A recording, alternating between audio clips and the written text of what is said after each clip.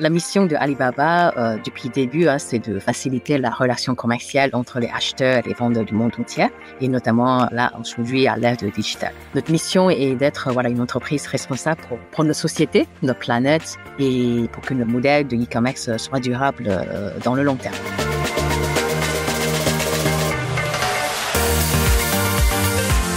Bienvenue sur Les Voix du e-commerce, le podcast pour accélérer sa stratégie e-commerce et retail. Je suis Claire Dolez, coordinatrice éditoriale de Paris Retail Week, le salon qui réunit la communauté du e-commerce et du commerce connecté, qui se déroulera du 19 au 21 septembre 2023 à Porte de Versailles. Le temps de ces podcasts, je recevrai les mentors incarnant les problématiques business du salon, RSE, data, supply chain, parcours client agile, marketing, nouveaux paiements, marketplace et commerce omnicanal.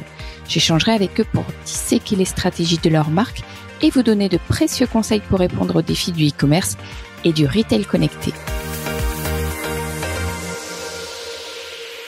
Aujourd'hui, j'ai le plaisir d'accueillir Michel Lo, co-général manager Alibaba France. Michel nous parlera de l'écosystème du groupe Alibaba, du modèle de marketplace sur lequel il repose depuis plus de 20 ans, mais aussi de ses engagements RSE.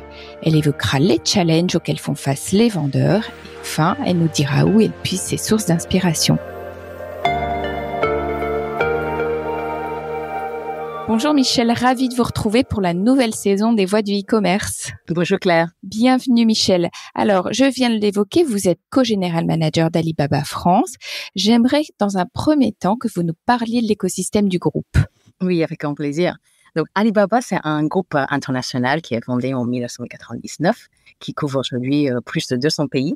Et avec un écosystème qui est créé autour de ces marketplaces, cet écosystème comprenne principalement, bien évidemment, la partie e-commerce en Chine et aussi à l'international, avec les différents marketplaces de B2B, B2C et aussi B2C. Et deuxièmement, autour de ces marketplaces, on a la plateforme de logistique qui facilite en fait un réseau des acteurs qui proposent les différentes solutions pour assurer la livraison des marchandises dans le monde entier. Et troisièmement, c'est l'infrastructure cloud qui fournit un ensemble complet de services cloud et de la technologie pour le groupe, mais aussi à des milliers de clients qui à travers de plus de 200 pays. Et dernièrement, en Chine, l'écosystème consiste également les services locaux comme une plateforme de voyage, les livraisons de repas, les applications de mobilité, etc.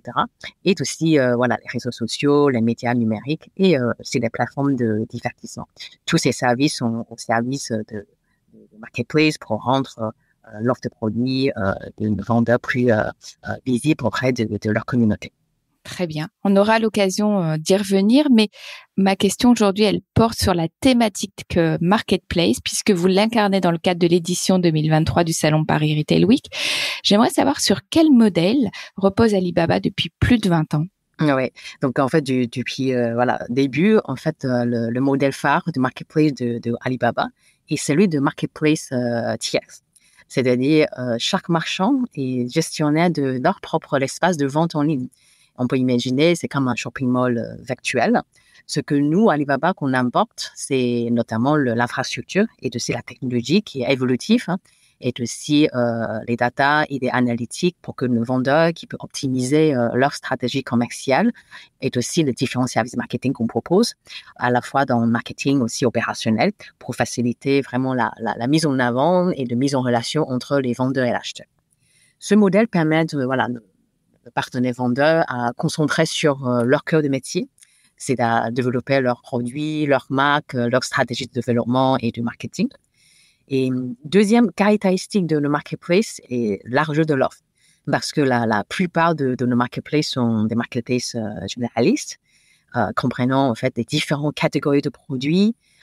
C'est pour ça notre marketplace en Chine comme Tmall, sur laquelle on peut trouver à la fois des produits de grande consommation, des produits de quotidien, mais aussi de la mode, de la cosmétique et également les maisons de luxe. Oui, même les grands groupes de luxe sont également présentes sur Tmall Luxury Pavilion en Chine. Michel, j'aimerais savoir quel regard vous portez sur les challenges auxquels font face aujourd'hui les vendeurs. Quand on parle des marketplaces, on sait qu'il y a quand même beaucoup des avantages pour être présent sur le marketplace.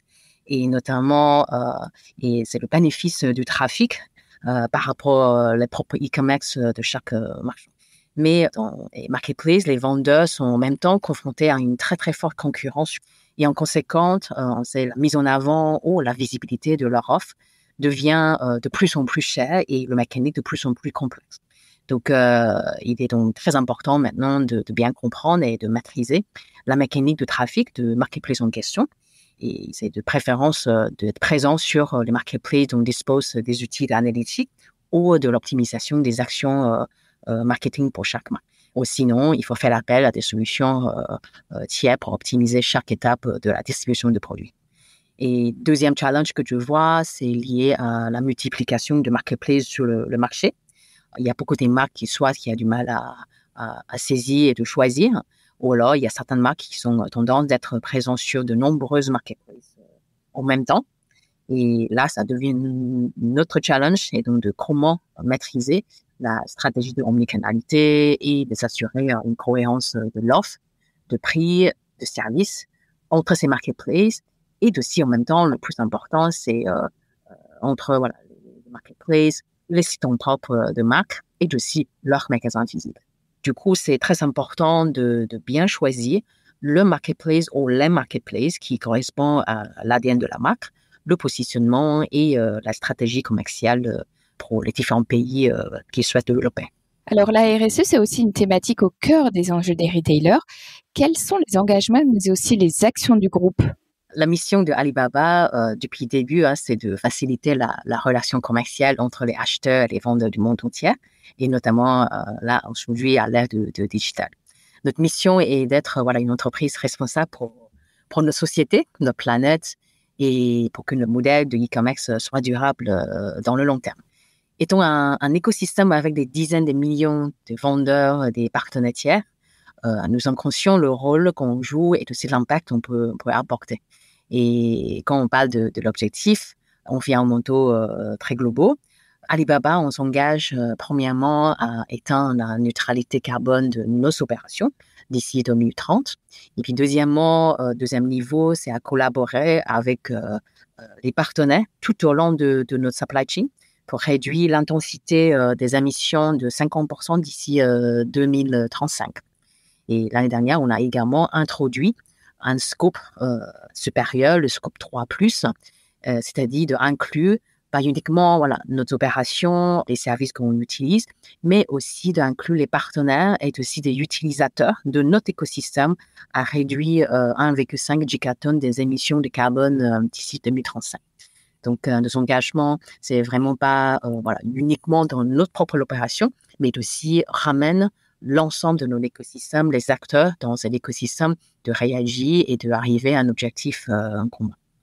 Donc, si on parle des actions, comment on peut y arriver?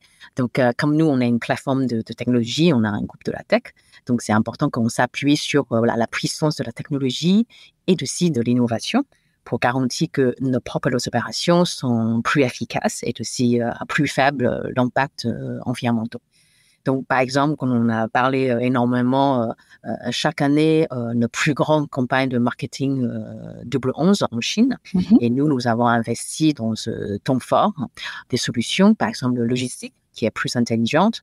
Déjà, d'abord, dans l'optimisation de l'emballage, de la livraison, et aussi dans le recyclage de colis dans notre propre infrastructure, afin de réduire l'impact et de maximiser la réutilisation des emballages.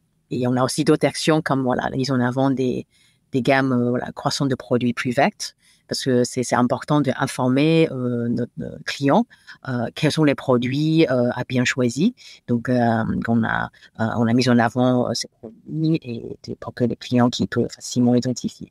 Quand on parle des partenaires, on a aussi introduit une plateforme, un système de gestion qui s'appelle Energy Expert. C'est le système de énergie partenaire qui peut mieux gérer et mesurer l'impact. Et c'est un système qui est basé sur l'intelligence artificielle de Alibaba Cloud pour aider les entreprises à mieux mesurer et aussi de maîtriser l'usage de l'énergie.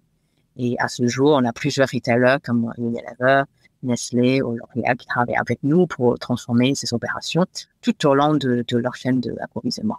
Une dernière question, j'aimerais savoir où vous puisez de l'inspiration au quotidien.